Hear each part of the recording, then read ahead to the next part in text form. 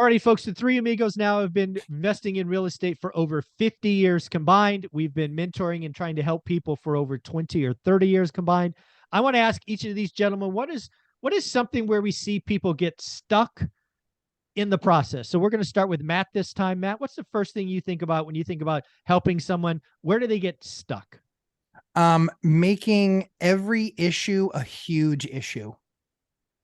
And in the beginning, I get why it is. Here's the thing. If you've taken Dion's course, you'll know that that's not a big thing. You'll be like, that's a thing. Yeah, it's a thing. And there are things to freak out about, and there are things to not freak out about. But here's the best part. Largely speaking, after you've been in this for a while, there's nothing to freak out about. You don't have to buy the deal. You don't have to buy a deal. You can walk away. Just make sure you're writing your contracts right. So I think that that's one of the biggest mistakes that people make, is making every molehill a mountain.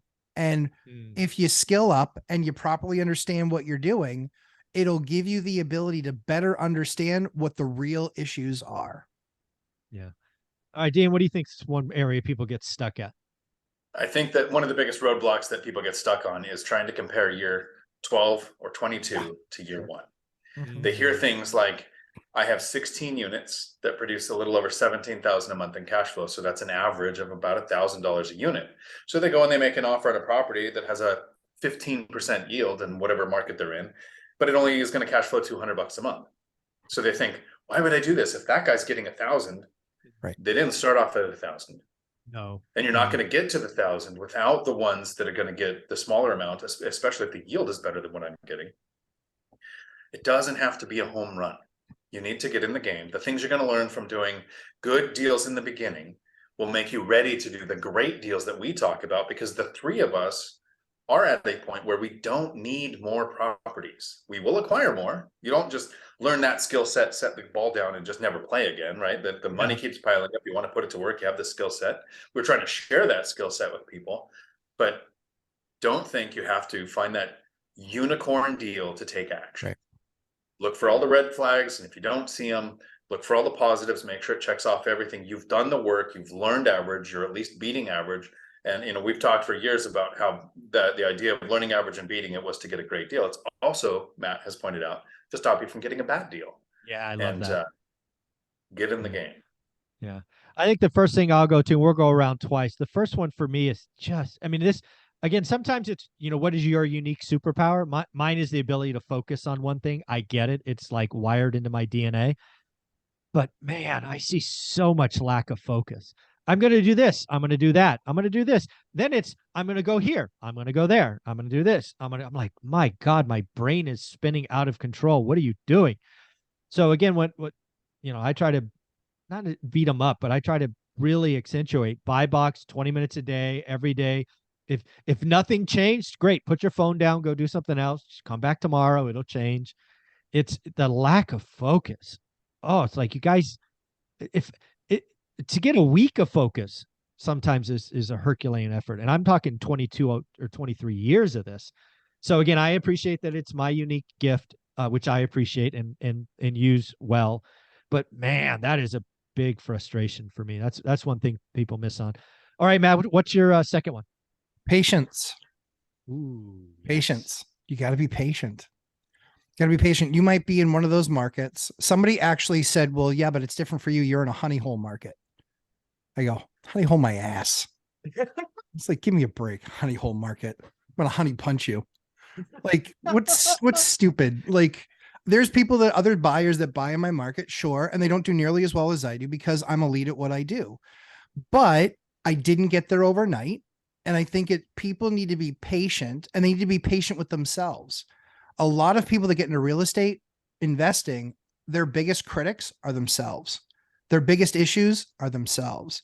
They might be doing this to prove that they can be successful at something else. They might be doing this because they want to prove that they can be successful at something. They might have never been really successful ever before in their lives.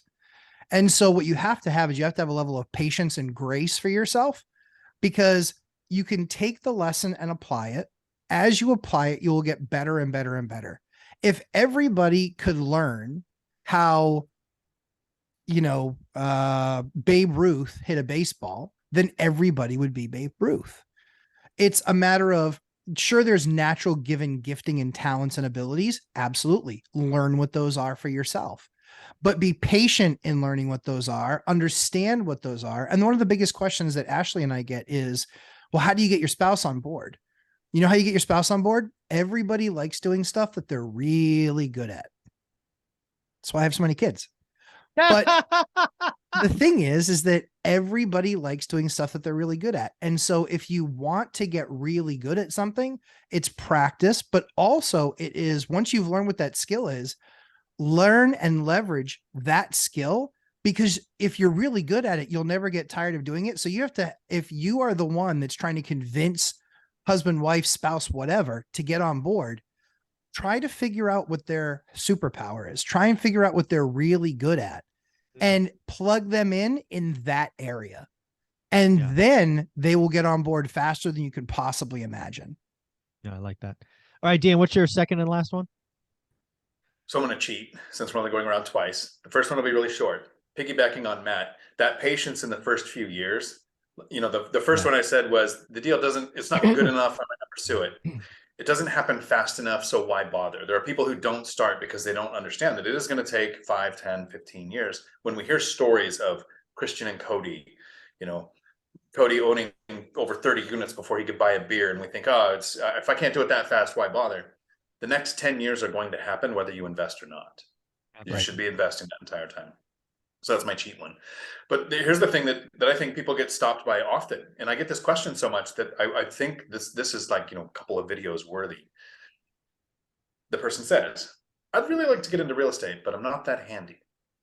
Right. So yeah, Matt, you're out there with a hammer. Sure. And you're out there Sometimes. picking out the materials and coordinating your crews. Can anybody picture me and Mike swapping out the light fixtures? I mean, putting the ladder to the place to get to the no. So an example is I'm on this trip. I'm in Portugal. I was going to be here for a month or 3, but you know, secret, so nobody hears me. The people suck. So I'm only going to be here. I'm going to be back home on the 10th. And while I'm here, I've replaced a garage door motor for some weird reason. 3 refrigerators. There was something else too. Oh, a shower that turned on and never shut off. So there was whatever the system is in the wall to turn that off. Mixing valve. Maybe 5 emails, 6 or 7 texts, and a very happy handyman. There you go. Yeah. Yeah, very happy. Yeah. So my second and final one for this is this is all social media crap. Bigger is not better. 4 properties can fundamentally change your life. That was my goal way back in 2001, was just get to 4. Again, 4. Anytime I go publicly speak, I do my best not to talk about the portfolio. I only talk about getting to 4. I tell Dion's story that's 16, 17. I mean, this is all, anybody can get to 4. You can get to 4 in a decade if you really want to. And if you happen to be in a position where you can get to 1 a year, let's go. 4 can fundamentally change your life. So definitely, those are the things that I talk about. Matt, where can people find you? Lumberjack Landlord on YouTube and Instagram. Lots of fun stuff daily. It's a busy season for us. We come out of our hibernation from Siberian weather, and it's gangbusters right now. There you go. Dion, how about you? You can find me at diontalk.com, where I give away for free my course on the binder strategy. How do you get your tenants to ask you to raise the rent, which makes it a lot easier to find cash flowing deals on the MLS. Currently, you can find me in Portugal. I'm in Albufeira right now, if you want to stop by. 2 months, I'll be in Thailand for a month or 3, and then a cruise in September, and then I'm going to figure out where I'm going to be in the winter. This is the point. We can get your life to this point where you have to figure out where you're going to spend most of your time and what you're going to do and what you're going to spend money on. There you go. Well, folks, remember video number 1. Dion's got 17 grand a month to spend. What would you spend it on? Leave comments below. Thanks, guys.